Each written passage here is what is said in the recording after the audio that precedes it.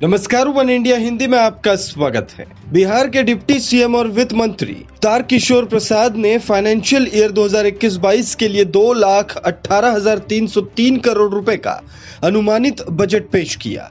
उन्होंने इस financial year में बिहार सरकार की आय 2,18,502 करोड़ रहने की बात कही है।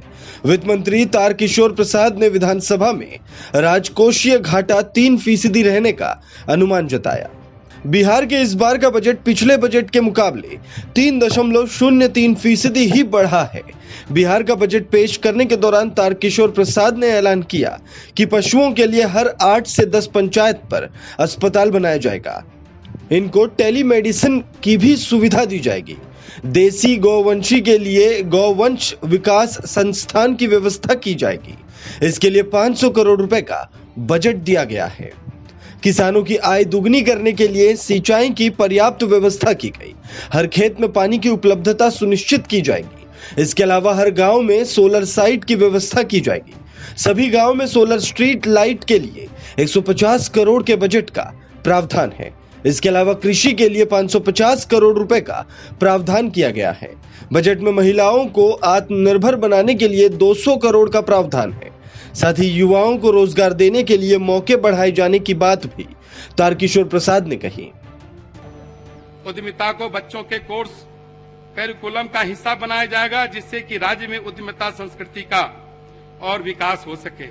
युवाओं को अपना व्यवसाय अथवा उद्योग लगाने के लिए प्रोत्साहित किया जाएगा, ताकि वे स्वयं उद्यमी बने तथा साथ में दूसरों को भी रोजगार दे सके। केंद्र सरकार की योजना के तहत तकनीकी शिक्षा हिंदी में उपलब्ध कराने का प्रयास किया जाएगा। बिहार में चिकित्सा शिक्षा एवं अभियंत्रण शिक्षा को सुदृढ़ करने हेतु एक चिकित्सा विश्वविद्यालय एवं एक अभियंत्रण विश्वविद्यालय की स्थापना की जाएगी। साथ ही बिहार में खेलकूद को बढ़ावा देने हेतु अंतर्राष्ट्रीय क्रिकेट स्टेडियम एवं स्पोर्ट्स एकेडमी के साथ राजगीर के खेल परिसर में एक खेल विश्वविद्यालय की स्थापना की जाएगी। पॉलिटेक्निक संस्थानों में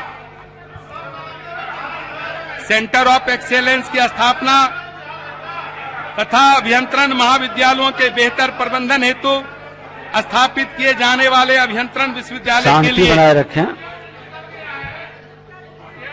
के लिए वित्तीय वर्ष 2021-22 में विज्ञान एवं प्रावैधिकी विभाग के बजट में 110 करोड़ रुपए व्यय का प्रावधान किया गया है।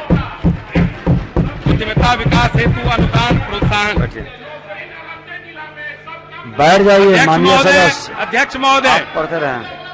पूंजी के अभाव में स्किल्ड एवं समर्थ युवा भी नया उद्यम स्थापित नहीं कर पाते हैं, जबकि आज रोजगार पाने वालों से रोजगार देने वाले युवकों को आगे लाने की जरूरत है।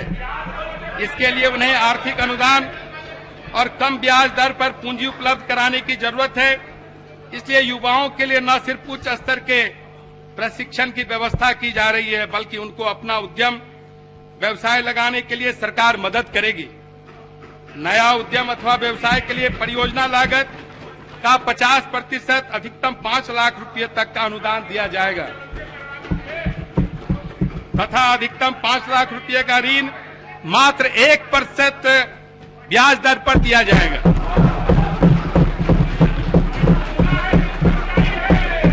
वर्ष 2020-25 में सरकारी एवं गैर सरकारी क्षेत्र में रोजगार के 20 लाख से ज्यादा नए अवसर सृजित किए जाएंगे।